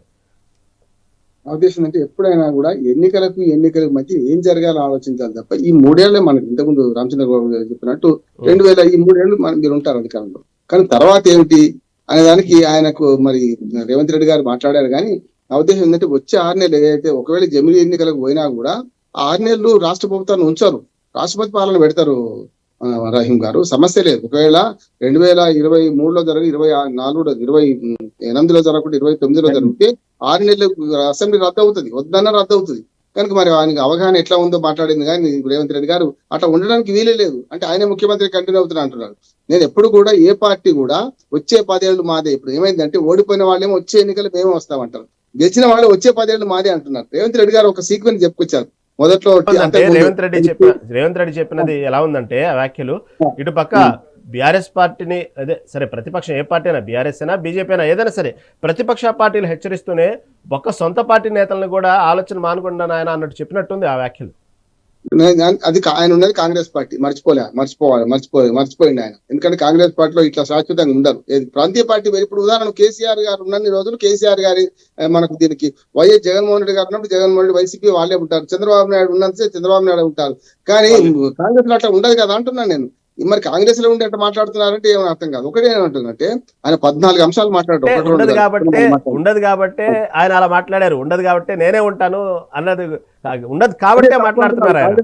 సాధ్యం కాదు. రేపు కాక ఎల్లుండి ఆయన ముఖ్యమంత్రి పదవి తీపి ఇంకో ఎక్కించే ప్రయత్నం కూడా అవుతూ ఉంటున్నారు, కాదంటలేదు నేను. మిగతా పార్టీ ప్రాంతీయ పార్టీలన్నీ ప్రైవేట్ ఆస్తులు, కానీ అట్లా జాతీయ పార్టీ కదా. ఎందుకంటే మొన్న జరిగింది కదండి, రామ్మోహన్ రావు గారు, మొన్న జరిగిన జూబ్లీహిల్స్ ఎన్నికలే చూసుకుందాం, ఉప ఎన్నికలు చూసుకుందాం. అప్పటి వరకు తీరు వేరేగా ఉంది. జూబ్లీహిల్స్ ఎన్నికలు ఫలితాల దాకా కూడా కాసుకొని కూర్చున్నారు, అంటే అనేది దించుదామని కాదు, వచ్చేటువంటి ఫలితాల మీద ఆ ప్రభావం అతని మీద చూపిదామని. కానీ అనూహ్యంగా 25,000 మెజార్టీ, ఇంకా అక్కడే దాదాపుగా సగం క్యాడర్ దూరం అయిపోయింది. క్యాడర్ మీన్స్ అతని యాంటీ క్యాడర్. ఆ తర్వాత చూసుకున్నారు సర్పంచ్ ఎన్నికలు. ఆ సర్పంచ్ ఎన్నికల్లో ఒకసారిగా మొదటి విడత సర్పంచ్ ఎన్నికలు మంచి రిజల్ట్స్ చూపించింది కాంగ్రెస్ పార్టీ. తర్వాత రెండో విడత కూడా మంచి రిజల్ట్స్ సింహభాగం వచ్చింది, అయినప్పుడు కూడా రెండో విడతలో కొంతవరకు బీఆర్ఎస్ పుంజుకుంది. ఇంకా దాదాపుగా ఇప్పుడు చూస్తే మున్సిపల్ ఎన్నికలు, వరుస ఎన్నికల్లో వరుస గెలుపు, మంచి మెజార్టీలు రావడం పట్ల ఇంకా అలాంటి ఆలోచనలు మానుకోమని ఇండైరెక్ట్ చెప్పినట్టుంది అర్థం. ఖచ్చితంగా రహీం గారు ఇంకోటి చెప్పాలి. ఏమంటే మొదట్లో పార్టీ అధ్యక్ష పదవి తీసుకున్నప్పుడే కోమటిరెడ్డి వెంకటరెడ్డి గారు ఏం మాట్లాడినా చూసింది కదా. 100 కోట్ల రూపాయలు ఇచ్చి ఎవరికి ఇచ్చినట్టు, సోనియా గాంధీకి ఇచ్చినట్ట, లేకుంటే రాహుల్ గాంధీకి ఇచ్చినట్ట, మల్లికార్జున ఖర్గేకి ఇచ్చినట్ట, ప్రియాంక గాంధీకి ఇచ్చినట్ట. నేను అక్కడి నుంచి రేవంత్ రెడ్డి గారు 2 రకాల బలపడ్డారు. ఒకటి పార్టీలో బలపడ్డారు, ఖచ్చితంగా ఒక ముఖ్యమంత్రిగా ప్రభుత్వం మీద పట్టు సాధించారు, దానిలో ఎవరికి సందేహం లేదు. కానీ అకమించి ఆలోచన చేసి ఇంతకు ముందు ఒక హెచ్చరిక చేశారు మన రామచంద్ర గౌడ్ గారు. జీవన్ రెడ్డి గారు ఆవేదన ఎంత కూడా వాళ్ళు వ్యక్తం చేశారు. స్పష్టంగా చెప్తున్నాను, ఇవాళ జీవన్ రెడ్డి గారు లాంటి వాళ్ళు బయటపడుతున్నారు లేరా? అందుకని మీకు ఎప్పుడు వస్తాయి పదవులు? ఆనాడు కూడా మన బీఆర్ఎస్ కూడా అదే జరిగింది. ఇప్పుడు దొంగలకు సర్ది కడితే ఏమైతుంది? రహీం గారు జరిగింది అదే కదా, దొంగలకు సర్ది కడితే ఆ దొంగలే మళ్ళీ ఇంకోసారి దొంగతనం చేస్తున్నారు అంటున్నాను. ఇప్పుడు నేను ఒక మాట వాళ్ళకే పరిమితం చేయను కానీ కరీం శ్రీహరి గారు పల్లా రాజేశ్వరరెడ్డి గారు 3 నెలల ప్రభుత్వం పడిపోద్ది అన్నారు కదా, పడిపోద్ది అన్నారు ఇందులోకి వచ్చి కూర్చున్నారు కదా. అందుకనే రామచంద్ర గౌడ్ గారు లాంటి సీనియర్ కార్యకర్తలకు ఎప్పుడు పదవులు వస్తాయి? ఇప్పుడు దీనిలో వచ్చిన వాడికి వచ్చిన వాడికే పదవులు వస్తున్నప్పుడు జరుగుతుంది కదా. ఇప్పుడు కొత్త నీరు రావాల్సిందే కాదంటే, ఇంతకు ముందు వారు ఒక క్లారిటీ కూడా ఇచ్చారు, మొదట్లో వచ్చిన వాళ్ళకి సంబంధం లేదు. పొంగులేటి కానీ వీళ్ళందరూ ఆ పార్టీ మునిగిపోతున్నావా అని చెప్పి 3 చేపల కథ ఉంది కదా రహీం గారు, అందులో వాళ్ళు తెలివికని చేపలు అన్నట్టు. కానీ మొదలై వచ్చి చేరారు, గెలిచారు, అది వేరు. కానీ గెలిచినాక అంటే పార్టీ వచ్చినాక తలసాని శ్రీనివాస్ యాదవ్ నుంచి మొదలు పెడితే సబితా ఇంద్రెడ్డి నుంచి వచ్చినప్పుడు ఏమైంది చూశాను కదా. ప్రజలు ఏం చేస్తారంటే అవినీతిని సహిస్తారు, అహంకారాన్ని సహించరు. గతంలో కేసీఆర్ గారు కూడా చేసిన పని ఏంటంటే మొదటిసారి 5 ఏళ్ళు బ్రహ్మాండంగా చేశారు. మన నీతి ఆయోగ్ కానీ మొన్న ఆర్థిక సర్వేలో బ్రహ్మాండమైన విషయాలు మనం సాధించిన చెప్పింది కదా. కానీ రెండోసారి వచ్చినాక అవినీతిని ఎవరైనా సహించారు, అహంకారాన్ని సహించలే ప్రజలు అంటున్నాడు. ఇప్పుడు అదే అహంకారంతో కాంగ్రెస్ పార్టీ పోతే వీళ్ళని కూడా సహించారు, 3 ఏళ్ళ తర్వాత దించేస్తారు అంటున్నాను నేను. అందుకనే స్థానిక ప్రభుత్వాల ఎన్నికలు ఇప్పుడు నేను ఎన్నికలకి పరిమితం అవుతాను, ఎందుకంటే మిగతా ఆయన పక్కన పెడతాం. ఇప్పుడు కొత్త సంగతి చెప్తాను. ఇప్పటిదాకా నేను చెప్పాను కదా ఎజెండా ఏమొచ్చింది, ఎవరు గెలిచారు చెప్పాను. ఇప్పుడు అసలైన ఆట ఇప్పుడు మొదలైంది అన్నట్టు. అంటే ముందుంది ముసళ్ళ పండుగ అన్నట్టు. ఇప్పుడు హంగు 35 వచ్చినాయి కదా. ఇప్పుడు ఏం చేస్తారంటే ఒకటి ఎంపీలు అంటే రాజ్యసభ సభ్యులు అయితే రాష్ట్రం మొత్తం ఎక్కడైనా ఇవ్వచ్చు. ఆల్రెడీ అప్పటికే ఆప్షన్ ఇచ్చేశారు. మేము చాలా విజయం సాధించినాం. ఎన్నికల కమిషన్ పోరాడిన ఓ రకంగా చెప్పానంటే మీరు అవకాశవాద రాజకీయాలకు తావీయకండి.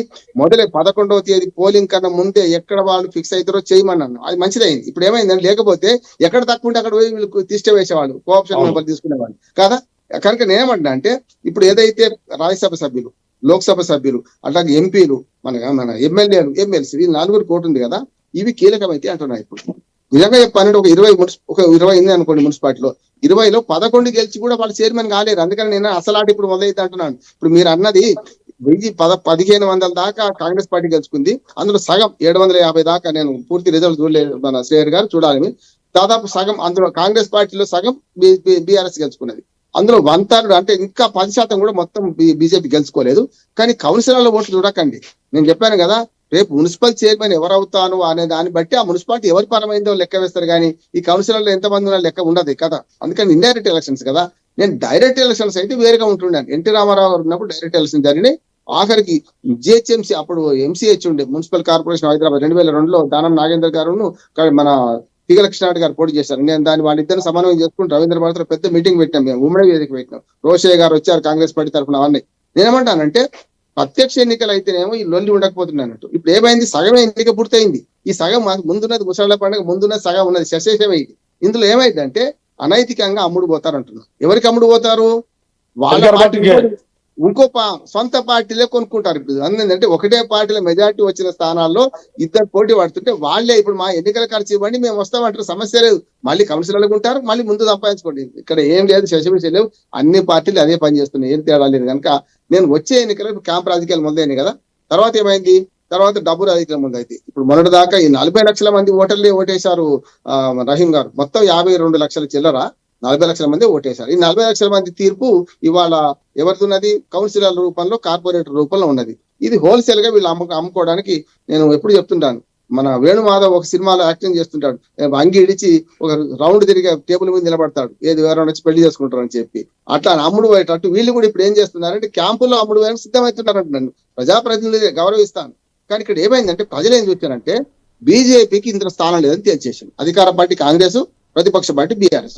లోకల్ ఎన్నికలు దేశము ప్రపంచం ఎన్నికలు కావు కదా. అందుకని చేశారు ఏంటంటే వాళ్ళ తీర్పును గౌరవించండి, అహంకారంతో పోకండి. వచ్చినాయి మంచిదే, 60% కంటే ఎక్కువ రాలే. ఇప్పుడు కూడా చెప్తున్నా నేను, హంగు విడిచిపెడితే హంగు వంగ స్పెషల్ గా అంటే కానీ మంచి నిక్కచ్చిగా మెజార్టీ వచ్చింది. 60 స్థానాలు ఏమో కాంగ్రెస్ కి వచ్చినాయి, 25 స్థానాలు 30 స్థానాలు ఏమో బీఆర్ఎస్ కి వచ్చినాయి, ఒక 4-5 స్థానాలు మాత్రమే బీజేపీకి వచ్చినాయి. కనుక మిగతా 34 స్థానాల్లో అసలైన డ్రామా మొదలవుతున్నది. ఆ డ్రామాలో బలిపశువులు ఎవరవుతారంటే ఎవరైతే ఇండిపెండెంట్ లో వచ్చిన వాళ్ళు లాభపడతారు, పార్టీ వాళ్ళు నష్టపోతారు అంటున్నారు. ఏ పార్టీకి మెజార్టీ వచ్చినా ఇప్పుడు ఏమైతే ఇండిపెండెంట్ వాళ్ళు ఎక్కడైనా అమ్ముడు పోవచ్చు, వాళ్ళకి విప్పు లేదు, లేకపోతే వాళ్ళకు పార్టీ రూల్స్ లేవు. కనుక ఇండిపెండెంట్ ఈ స్థానంలో చాలా వరకు అవకాశాలు పెరిగినాయి అంటున్నా. వాళ్ళు ఖర్చు పెట్టి అవును. ఓకే రామచంద్ర. రహీం గారు. ఓకే ఓకే అది రామ్మోహన్ రావు. అది కూడా వచ్చే అవకాశం ఉందని నేను అనుకుంటున్నాను. ఓకే రామ్మోహన్ గారు. మళ్ళీ మీ దగ్గర కోసం సమయం చాలా ఉందండి. రామచంద్ర గారు, రామ్మోహన్ గారు చెప్పినట్టే మాయమచ్చింద్ర ఇంక 2 రోజులు ఉంది. 16వ తారీఖు దాకా కూడా ఈ మాయమచ్చింద్ర కంటిన్యూ అవుతా ఉన్నది. ఇప్పటికే ఇటు పక్క కేటీఆర్ చెప్పారు ఆల్రెడీ, మా పార్టీ గెలిచినటువంటి వాళ్ళు మొత్తాన్ని ఈ పార్టీకి బలవంతంగా పోలీసుల సహకారంతో కూడా తీసుకెళ్లి దాచిపెడుతున్నారని. మళ్ళీ ఏంది ఈ 2 రోజులు ఏ విధంగా చేస్తున్నారు? నిజంగానే ఇలా హంగు వచ్చిన చోటల్లా, ఇండిపెండెంట్లు వచ్చిన చోటల్లా అధికారం ఉన్నట్టు, ప్రభుత్వం అధికారంలో ఉంది కదా అన్నట్టు చూపిస్తున్నారా? ఎలా చేస్తున్నారు? ఏంది వ్యూహం ఏంటి? మాయమచ్చిందని ఎలా దాటుకుని పోతారు? రేపు 16వ తారీఖు దాకా మీ వ్యూహాలు ఏంటి? ఇది రాజకీయంగా విమర్శించాలని విమర్శిస్తున్నారని గతంలో జరిగిన ఎన్నో అవకతవకలు, ఎన్నో ఇబ్బందులు మేము ప్రత్యక్షంగా చూశాము.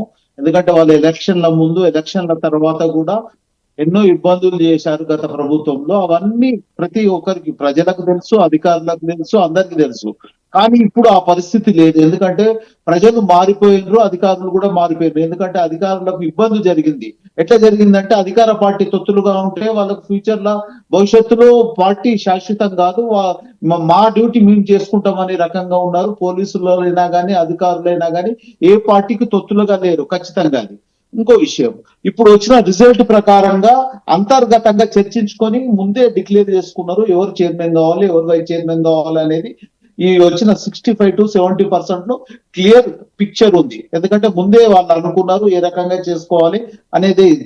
చైర్మన్లు, వైస్ చైర్మన్లు అని ఫిక్స్ అప్ ఉన్నది. లేకుండా వీళ్ళు క్యాంప్ రాజకీయంలో ఏ పార్టీకి సంబంధించి ఆ పార్టీ ఉన్నారు.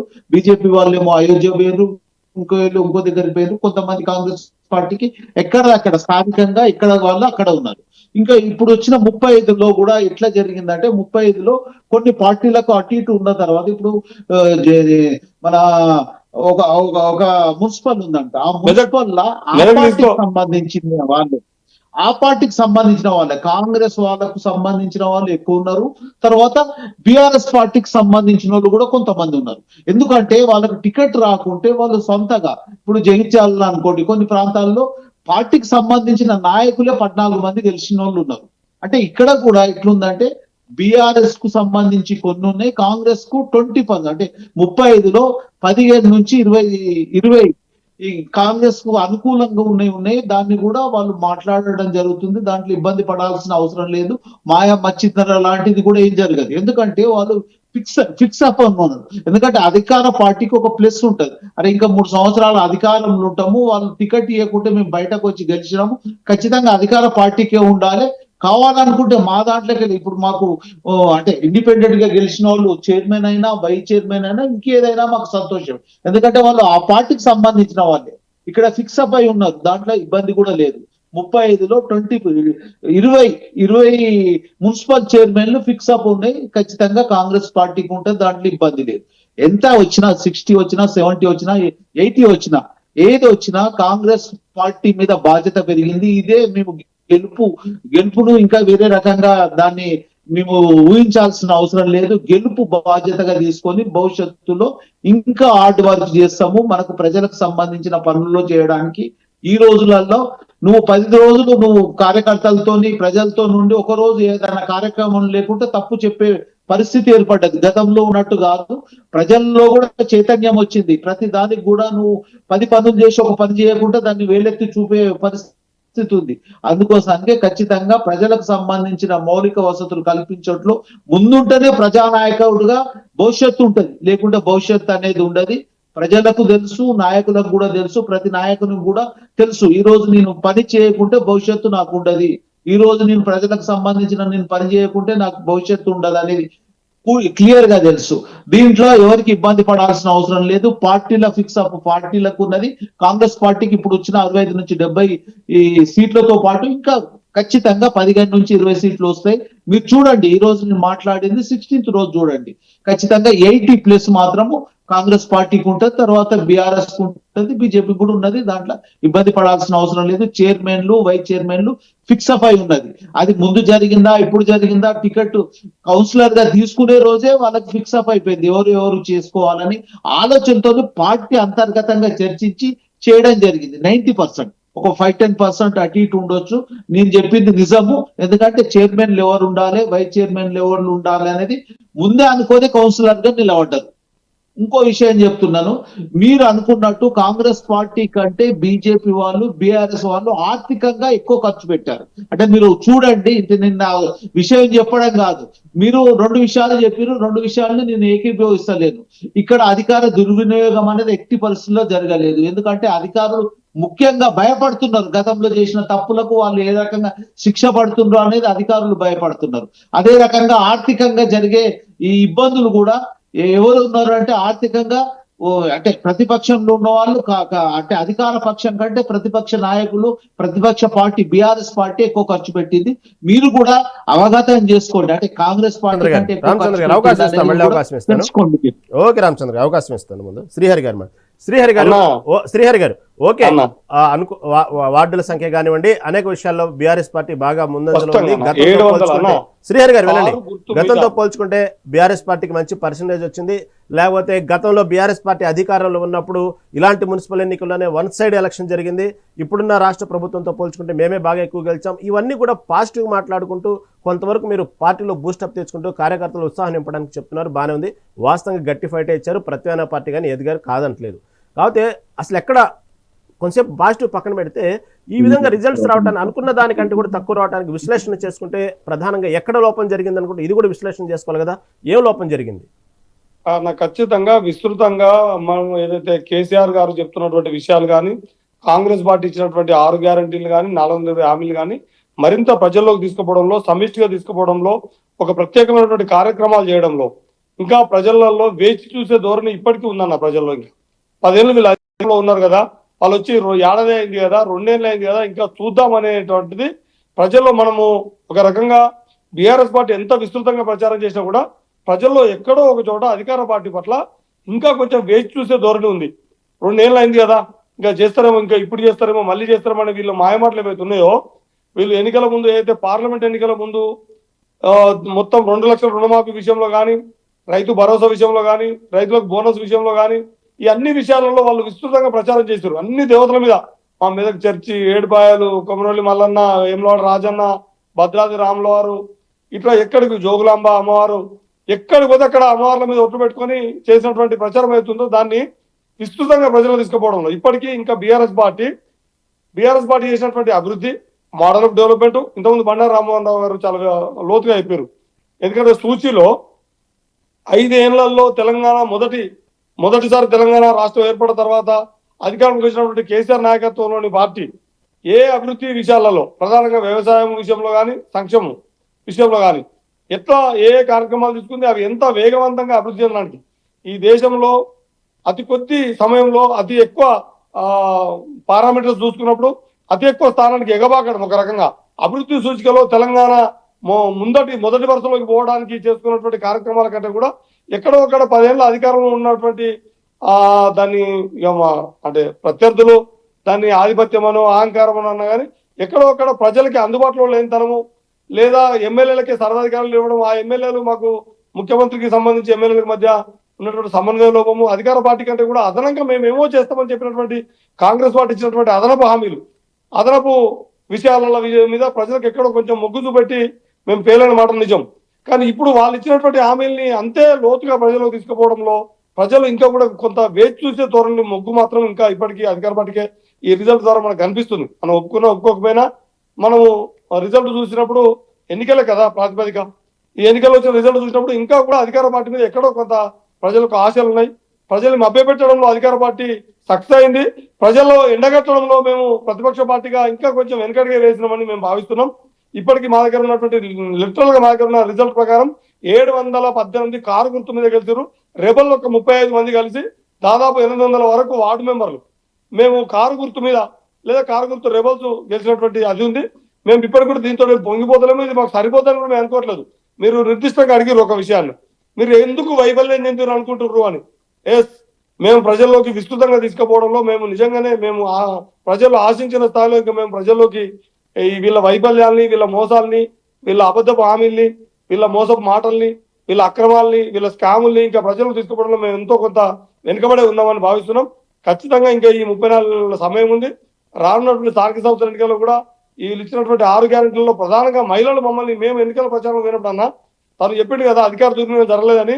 సంగారెడ్డిలో చూడండి అన్న, వాళ్ళ working president, party working president సిఐని బండా బూతులు తిట్టిండన్న. ఒక బలహీన వర్గాలకు సంబంధించినటువంటి యాదవ్ సామాజిక వర్గానికి సంబంధించిన ఒక సిఐని బండా బూతులు తిట్టిండన్న. అధికార దుర్వినియోగం అంటే కాంగ్రెస్ పార్టీ కార్యకర్త పేరు మీద ఉన్నటువంటి ఒక గుండా ఇష్టం వచ్చినట్టు వ్యవహరిస్తే సిఐ అడ్డుకున్నాడు అంతే, ఆయన కొట్టలేదు చేయలేదు. కానీ మా మీద ఎన్ని లాఠీ చార్జ్ జరిగినా మెదక్లో అర్ధరాత్రి కూడా గుండాలు వచ్చి కార్లను తొక్కిచ్చారన్న. అయినప్పుడు ఇలా 32కు మేము 15 గెలిచినామన్నా, వాళ్ళు 13, 12 గెలిచారు, వాళ్ళు మేము 15 గెలిచినాం మెదక్లో. అయినా వాళ్ళు అధికారాన్ని కైవసం చేసుకోవడానికి ఇండిపెండెంట్ బీఎస్పీ గెలిచినాను కిడ్నాప్ల పర్వం స్టార్ట్ చేశారు. అయినా కూడా మాకు పూర్తి విశ్వాసం ఉంది. ఇంతకుముందు రామారావు గారు ఒక మంచి విషయం చెప్పారు, ఎన్నికల కంటే ముందే వాళ్ళు ఎక్కడ ఓటు వినియోగించుకోవాలో వాళ్ళు మొదలై చేయాలని చెప్పిన విషయం వల్ల మాకు ఇవాళ అనేక విషయాలలో అనేక స్థానాలలో మాకు అవకాశం కలిసి వచ్చే అవకాశం ఉందన్న. అట్లా ముందస్తు నిర్ణయం తీసుకోవడం వల్ల మేము మళ్ళీ చెప్తున్నాం, ప్రజలు ఖచ్చితంగా పూర్తి స్థాయిలో మేము చెప్పినట్టు అంటే కాంగ్రెస్ చేసినటువంటి మోసం హామీల విషయాన్ని ఎండగట్టడంలో కానీ, అబద్ధపు హామీలు ఎండగట్టడం కానీ, వాళ్ళ 26 నెలల కాలంలో వాళ్ళ సమన్వయ లోపాన్ని కానీ, మంత్రివర్గంలో జరుగుతున్నటువంటి అనేక రకమైనటువంటి అపసవ్య విషయాన్ని కానీ, స్కాముల్ని కానీ, సమన్వయ లోపాన్ని కానీ, లేదా రేవంత్ రెడ్డి మాట్లాడుతున్న అహంకారపూరితమైన మాటలు కానీ ప్రజల్లోకి మరింత లోతుల్లోకి తీసుకుపోవడంలో మేము కొంచెం వెనుకడుగు వేసినట్టే ఈ రిజల్ట్ మేము భావిస్తున్నాం. కానీ మాకు ప్రధాన పాత్ర మాకు ఇచ్చారు కాబట్టి మేము దాన్ని కంటిన్యూ చేసుకుంటాం. భవిష్యత్తులో మరింత ప్రజల్లోకి తీసుకెళ్ళి మీరు చెప్పినట్టు చెప్పుకోవటంలోనో, చేసిన పనులు చెప్పుకోవటంలోనో, ప్రచారం చేయటంలోనో ఎక్కడో కొంత వెనుకబడ్డాం అన్న వాస్తవాన్ని ఓకే కొంతవరకు పక్కన పెడితే, సోషల్ మీడియాలో బాగా యాక్టివ్ ఉంటుంది కానీ క్షేత్రస్థాయిలో అంత యాక్టివ్గా ఉండట్లేదు పార్టీ అనేది ఒక ఎత్తు అయితే, ఇటీవలి కాలంలో జరిగిన పరిణామాలు ఇది నోటీసుల పర్వం కానివ్వండి, సిట్టు విచారణలు కానివ్వండి, ఒక పక్క ఇంట్లో ఉన్నటువంటి కుటుంబ సమస్యలు కానివ్వండి, ఇవి కూడా కొంతవరకు ఇంపాక్ట్ చూపించే అవకాశం పైచేయి సాధించింది కాంగ్రెస్ ఎత్తుగడలు. ఈ విషయంలో కాంగ్రెస్ ఎత్తుగడలు ఓ మేరకు పనిచేసినట్టే అన్న. ఒకవైపు కవితతోటి మమ్మల్ని రోజు వీళ్ళు అనలేని మాటల్ని, వీళ్ళు గతంలో అన్న మాటల్ని, వీళ్ళు 10 ఏళ్ళుగా వీళ్ళు తిరుగుతున్న మాటలనే కవిత నోట మళ్ళీ అనిపించడం వెనుక ఇంటి మనిషే మాట్లాడుతుంది కాబట్టి కొంత వీళ్ళు వేసిన ఎత్తుగడలు తాత్కాలికంగా వీళ్ళ ఎత్తుగడలలో ఓ మేరకు వాళ్ళ విజయం సాధించినట్టే, పైచేయి సాధించినట్టే అన్న ఈ రిజల్ట్ ప్రకారము. కానీ మేము మళ్ళీ చెప్తున్నాం, ఇది తాత్కాలిక మాత్రమే, ఇది నీటిబుడిగా మాత్రమే, ఇది పాల పొంగు మాత్రమే. వాస్తవంగా పాలలు ఎంతున్నాయి అనే విషయాన్ని కింద మంట పెట్టినప్పుడు పొంగు కనబడుతున్నా, తర్వాత యథాతథ స్థితికి వచ్చిన తర్వాత అసలు విషయం ఏంటని తెలుస్తుంది. మేము ఖచ్చితంగా నిజాలు నిలకడ మీద తేలుతాయని నమ్ముతున్నాం. ఇది పాల పొంగు లాంటి విషయమే కాంగ్రెస్ పార్టీకి. మేము ఖచ్చితంగా మళ్ళీ తిరిగి ఏ లోపాలు ఇప్పుడు మీరు చెప్పినట్టుగా సిట్టు ఎప్పుడు వేసారన్నా మీకు కూడా తెలుసు కదన్నా, ప్రతి పార్లమెంట్ ఎన్నికల ముందు ఒకసారి, సర్పంచ్ ఎన్నికల ముందు ఒకసారి, ఇప్పుడు మొన్న ఈ మున్సిపల్ ఎన్నికల ముందు, రేపు మళ్ళీ ఎంపీటీసీ ఎన్నికల ముందు చేస్తారు. ఇట్లాంటి విషయాల్ని మేము ప్రజల్లో విస్తృతం చేయడంలో సక్సెస్ అయినాం, కానీ ఆశించిన స్థాయి సక్సెస్ కాలేదు. విజయాన్ని అందించుకునే స్థాయిలో సక్సెస్ కాలేదు. కాబట్టి మీరు అన్నారు సోషల్ మీడియాలో మేము నిజమే, మీరు 100% రైన్ బై మీ పరిశీలన కానీ, రామారావు సార్ లాంటి సీనియర్లు చెప్తున్న విషయాన్ని కానీ మేము ఆమోదిస్తున్నాం.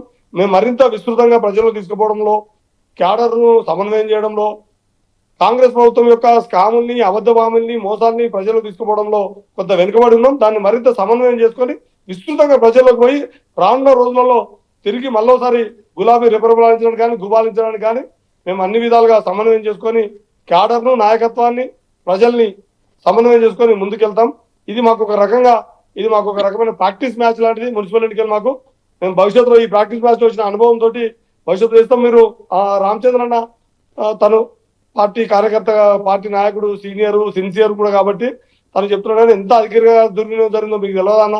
నల్గొండలో ఏం జరిగింది, మహబూబ్నగర్లో ఏం జరిగింది, రామగుండంలో ఏం జరిగింది, పెద్దపల్లిలో ఏం జరిగింది, సంగారెడ్డిలోనైతే ఏం జరిగింది, మెదక్లో అర్ధరాత్రి ఎట్లా స్థైర్య విహారం చేశారు. ఇన్ని చేసినా కూడా తట్టుకోవడం, ఈ మాత్రం ఇంత మంచి రిజల్ట్ రావడం మేము ఆహ్వానిస్తున్నామన్నా. ప్రజలు ఏ ప్రతిపక్ష పాత్ర అయితే మాకు ఇచ్చిర్రో దాన్ని మేము ఖచ్చితంగా మంచి క్రియాశీలకంగా పోషించి ప్రజలు ఆశించిన స్థాయి రిజల్ట్ రావడం కోసం మేము క్రియాశీలకంగా సమన్వయంతో మరింత మరింత వేగంగా ముందుకెళ్తామన్నా. Okay, right. Okay, Rammohan Rao garu. చివరిగా రామ్మోహన్ రావు గారు, ఈ ఎన్నికల్లో చూస్తే సరే ఓకే, ఇటు పక్క బీఆర్ఎస్, కాంగ్రెస్, బీజేపీ ఇవి ఓకే. దీంతో పాటు కొత్తగా ఈ మున్సిపల్ ఎన్నికల్లో జనసేన బోణి కొట్టింది.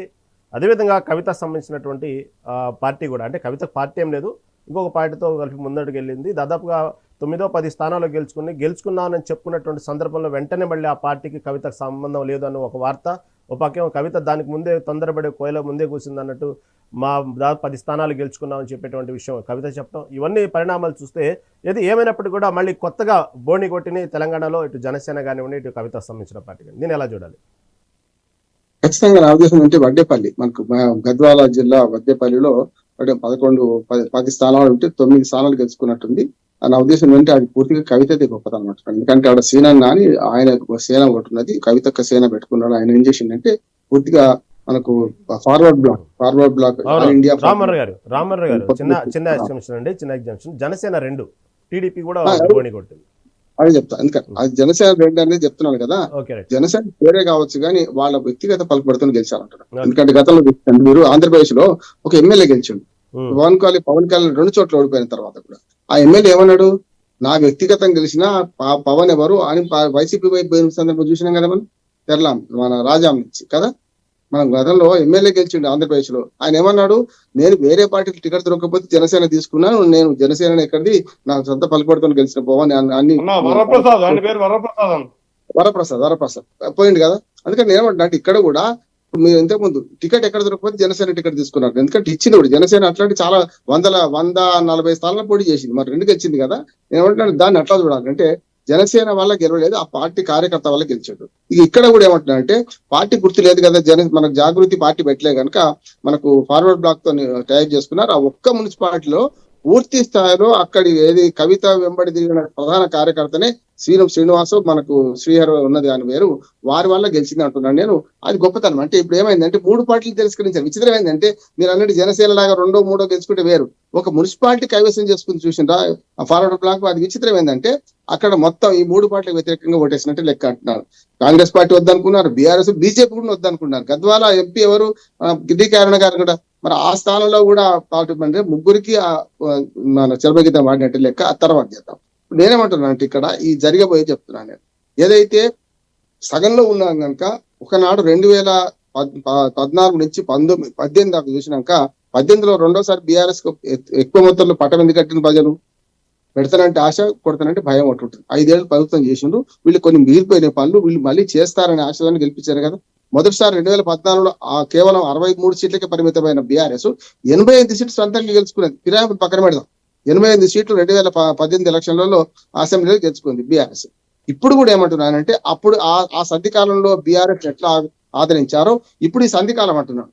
ఒకటి ఏమైందంటే ఇప్పుడు అంటే 2 ఏళ్ళు అయిపోయింది, ఇంకో 3 ఏళ్ళు వీళ్ళే ఉంటారు కనుక ఖచ్చితంగా వీడి నుంచి తీసుకుందామని ఆశతో చేశారు. ఇప్పుడు ఏమవుతుందంటే నేను చెప్పాను కదా, పెడతానంటే ఆశ, కొడతానంటే భయం. రెండోది ఏమైందంటే కాంగ్రెస్ పార్టీ ఒక న్యాక్ ఉంటుంది. నేను 40 ఏళ్ల కింద కాంగ్రెస్ పార్టీలో ఉన్నవాడిని, కాంగ్రెస్ గీతారెడ్డి మా ఇంట్లో ఓటర్ సమస్య 40 ఏళ్ళు ఇప్పుడు కాదు, ఎంపీ ప్రెసిడెంట్ కూడా చేసిన వాడిని కనుక నేనేమంటున్నా కాంగ్రెస్ పార్టీకి ఒక స్పెషాలిటీ ఉంటుంది. ఎప్పుడు కూడా ఆకలికి అన్నము వేదనకు ఔషధం అనే మాట. ఆకలికి అన్నం పెట్టినోడు దేవుడు అంటారు, ఆకలి కాకుండా పెట్టండి వీడు కవరం బట్టి పెట్టింది అంటారు. కేసీఆర్ గారు చేసిన తప్పు ఏంటంటే అడగని కూడా ఇచ్చిండు, తప్పు అంటున్నాను నేను. ఏమైతుందంటే ఎజెండాలో నీళ్లు నిధులు నియామకాలు, కానీ రైతు బంధు ఇస్తాను ఎక్కడ చెప్పలే కదా, ఇచ్చిండా ఇలేదా. అట్లా కేసీఆర్ కిట్ ఇస్తానని ఇచ్చిండా, చెప్పలే కదా, ఇచ్చిండా ఇలేదా.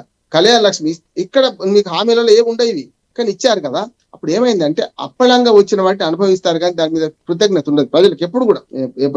ఇప్పుడు కూడా ఏమంటున్నానంటే ఇప్పుడు మన కాంగ్రెస్ పార్టీ ప్రభుత్వం ఎప్పుడు నొప్పి కలగాలి, వాడు గెలిగెల కొట్టుకోవాలి. చిటికెనేలు అందిస్తే అబ్బాయి కలుపు సలహా రామచంద్ర గౌడ్ గారు నమస్కారం అంటాడు. ఎందుకు, చివరికి బాధ అయినప్పుడే ఉంటది. నేను ఒక మంచి ఉదాహరణ చెప్తాను మీకు రహీం గారు. ఊళ్ళల్లో ఒక నొప్పి కలిగితే జీడి పెడతాం. ఎప్పుడు నొప్పి ఉంటే లోపల నొప్పి ఉంటే పుండు కాకుండా నొప్పి లేని కాడ జీడి పెట్టండి ఏమై. ఇప్పుడు ఏమైతే నొప్పి ఉన్న కాడ జీడి పెడితే ఎట్లా తక్కువ అవుతుందో, నొప్పి లేని కాడ జీడి పెడితే పుండు అవుతుంది. ఏమైంది, అవసరం లేని హామీలు లేని ఇచ్చే వరకు ఏమైందంటే మస్తు పెడతారు ఇటువంటి వాళ్ళకి, వీళ్ళు ఇంత పెట్టిరు వాళ్ళు డబల్ ఇస్తాన్నారు అని ఇటువంటి ప్రజలందరూ కూడా ఈ డబల్ ఇస్తలేడు కరెక్టే. కానీ ఇప్పుడు ఏమంటున్నానంటే ఈ ఆశ అనేది మనిషిని చంపుతుంది. ఇప్పుడు ప్రాణాన్ని నిలిపేది ఆశ, మన ప్రాణాన్ని నిలిపేది రేపు, గాయాన్ని మాపేది మరుపు అని. అంటే ఇప్పుడు మరి చూడండి, రేపు ఎంపీటీసీ జెడ్పీటీసీ ఎలక్షన్స్ వస్తున్నాయి కదా, 9,000 కోట్లు రెడీ పెట్టిన బిడ్డ మీకు వేస్తాను ఇప్పుడు చెప్పిండు. ఒక రైతులు కూడా కొందరు మున్సిపాలిటీ ఓటు వేయడానికి కారణం ఏంటంటే ఏదో పేరు మీద చేశారు, సమస్య హామీ ఇచ్చినట్టే లెక్క. అంటే ఆన్గోయింగ్ పథకం అది. నేనేమంటున్నానంటే ఇప్పటి వరకు 5 రైతు భరోసాలు రావాల్సి ఉండే, రైతు బంధు ఒకటేమో కేసీఆర్ గారు దాచిపెట్టి పైసలు వేసి ఉండు, ఏమాటకమని చెప్పుకోవాలి, నేను పార్టీలకు సంబంధం లేదు. అదేమో డిసెంబర్ లో ఎన్నికలు అప్పుడు ఆగిపోయింది. ఏప్రిల్ అంటే పార్లమెంట్ ఎన్నికల ముందు వేసిండు. తర్వాత 2024లో 2 రైతు బంధువులు రావాలి. రెండోది పూర్తిగా వేసిండు, అక్కడ ఏం లేదు. మూడోది వచ్చే వరకల్లా ఇండ్ల పక్కన వ్యవసాయ భూములు ఉంటే కూడా తీసి పడేసిండు, అలా సగానికే వచ్చింది. నేనేమో పెద్ద రైతు బంధు భూస్వామిని కాదు, నేను సన్నకారు రైతులు, 3 ఎకరాలకే వస్తుంది నాకు పైసలు, అంతకన్నా ఎక్కువ రావు. నేను అంతే దాని మీద పెద్ద ఆశ పెట్టుకునేది కానీ ఒక కేసులో ఫీజు కాదు నాకు సమానం. కానీ నేనేమంటున్నానంటే 4, 5 అంటే మొత్తం 5 భరోసాలు వేస్తే 3 అయిపోయినాయి, ఇంకా 2 బాకీ ఉంది. 2025 ₹1 అయినాయి. కానీ ఇప్పుడు ఏమైంది అంటే చెప్పాను కదా, ఇప్పుడు జీడి పెడుతున్నాడు, నొప్పి ఉన్నది, ఆవేదన ఉంది, అరే జీడి పెట్టి అబ్బా చల్లగా ఉంది, మంచిగా ఉంది, అమ్మగా ఉంది అంటారు. కనుక రేపు ఎంపీటీసీ జెడ్పీటీసీ ఎలక్షన్ కూడా ఈ మార్చిలో జరుగుతాయి. జరిగే ఎన్నికలలో ఈ 9,000 కోట్లు వేస్తాడు. మళ్ళీ ఇంకోటి ఏమైతే అంటే ఆలస్యమైన కానీ వేస్తాడు కదా అనేటువంటి ఆలోచన ప్రజల్లో. ఒకటే మాట దేర్ హై మగర్ అందే నహి అన్నట్టు, ఎప్పుడు కూడా కడుపు నొప్పికి మందిస్తేనే, అంటే వాడు మొత్తం కినాలు పోవాలి, కింద పడిపోవాలి, చిటికినాలు అందిస్తేనే వాడు నీ కడుపు చల్లగుండా అంటాడు అంటున్నాను నేను. అంటే బాగా నిండు రోజులు చెప్పదు ఎప్పుడు కూడా. ఇది కూడా ఏదైనా కానీ అపత్రదానం చేయకూడదు, అపత్రదానం చేస్తూ ఇంకోటి అవసరమైనప్పుడు మాత్రమే చెప్పాను కదా, ఆకలికి అన్నం పెట్టినాడు దేవుడు అవుతాడు, వేదనకి ఔషధం పోసినాడు దేవుడు అవుతాడు. అది కాకుండా పెడితే మాత్రం కవరం బట్టి పెట్టినా అనుభవమైన పార్టీ కదా, దాని ప్రకారం ముందుకెళ్తుంది కాంగ్రెస్ పార్టీ. ఓకే రైట్ అండి, చక్కటి విశ్లేషించారు. చర్చలో పాల్గొన్నందుకు రామచంద్ర గౌడ్ గారికి, అదేవిధంగా బండారు రామ్మోహన్ రావు గారికి, శ్రీహరి యాదవ్ గారికి ఓకే రైట్ అండి, ధన్యవాదాలు. ఇది ఏమైనప్పటికీ కూడా తెలంగాణకు సంబంధించినటువంటి మున్సిపల్ ఎన్నికలకు సంబంధించిన ఫలితాలు అయితే మాత్రం కాంగ్రెస్ పార్టీలో కొత్త జోష్ నింపిందని చెప్పుకోవాలి. దాంతోపాటు బీఆర్ఎస్ ఓటింగ్ కూడా గతంతో పోల్చుకుంటే పర్సెంటేజ్ బాగానే పెరిగింది. వాళ్ళు కూడా ప్రత్యామ్నాయ పార్టీగా కాంగ్రెస్కి ఇటు పక్క ప్రతిపక్ష పార్టీగా మంచి పాత్ర పోషించారు. కాకపోతే ఎక్కడో కొంత లోపాలు ఉన్నాయన్నటువంటి అంతర్మదనం కూడా ఇప్పుడే బీఆర్ఎస్ పార్టీలో మొదలైంది. దానికి సంబంధించిన అంతర్మదనం గురించి చర్చించుకునే కార్యక్రమాలు కూడా అప్పుడే మొదలుపెట్టారు. ఏదేమైనప్పటిగా 16వ తారీఖు మాత్రం వేచి వరకు చూడాల్సినటువంటి ఎన్నికలు ఇవన్నీ కూడా. 16వ తారీఖు అసలు సిసలైనటువంటి ఎవరు చైర్మన్ అవుతారు, ఏమవుతారు, ఎవరు కార్పొరేట్లకు సంబంధించి ఏ వైపు మొగ్గు చూపుతారు, ఇవన్నీ కూడా 16వ తారీఖు తెలియంది. ఇది ఈనాటి మెగా డిబేట్. చూస్తూనే ఉండండి మెగా 90.